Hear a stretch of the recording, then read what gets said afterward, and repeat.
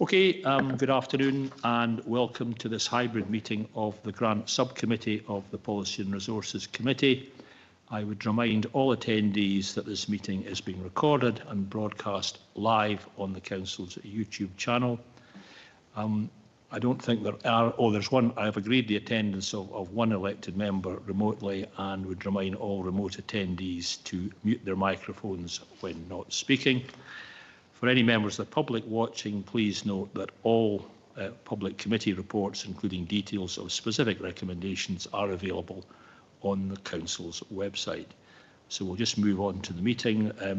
Item 1, apologies and substitutes. Thanks, Convener. We have apologies for Councillor Nicholl. Okay, thank you. And declarations of interest and statements of transparency.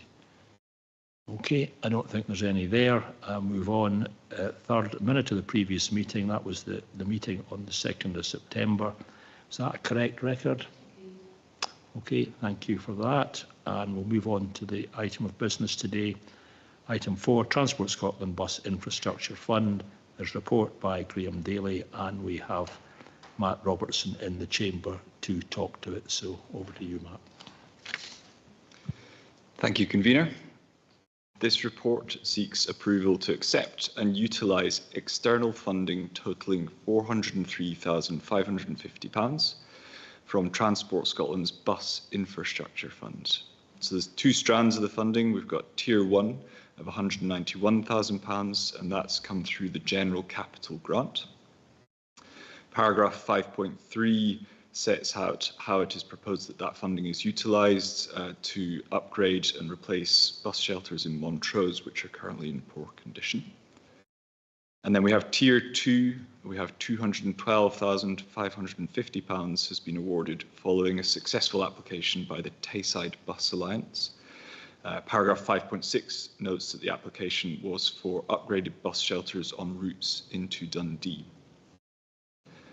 Section 7 sets out that the funding needs to be spent by March 2026 and our plan to do so. And so the recommendations of the report are for committee to note the Tier 1 funding and agree to its proposed use, and to approve acceptance of the Tier 2 funding and agree to its proposed use.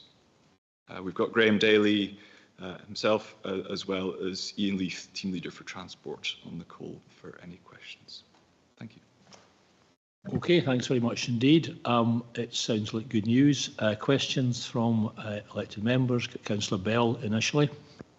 Thank you. Thanks, Matt. I'm not grudging Montrose a single bus shelter. Please don't take it the wrong way. I'm just curious, is this the approach that will be taken for future years' allocations, by doing a town per time? Or I'm sure we can all identify bus shelters that maybe need a bit of an upgrade or looking a bit tired, no longer fit for purpose. So which way are we going forward? Thanks. Thank you, Councillor Bell. So this fund in particular is a single year funding allocation. Montrose has been selected based on the condition of shelters in Montrose as well as the size of the town. So the funding available allows for a comprehensive replacement and upgrade of shelters in Montrose. I might hand over to my colleague Ian Leith with regards to future incarnations of this fund and Ian, do we know what the forecast is for future years of the Bus Infrastructure Fund? Thank you, Matt, and thank you, Councillor Bell, for your question. I can't say for sure if the fund will be available next year or beyond, but what I can say is that almost all of our shelter stock is reaching the end of its life expectancy. The shelters in Montrose are beyond that life expectancy, and that's why they've been selected this time around, as well as the reasons that Matt has detailed. Councillor Bell, in future years, if there is funding available to us, then we would take the same approach as we have done this year. We would assess all of our shelters and we would establish what would be the best fit for the funding.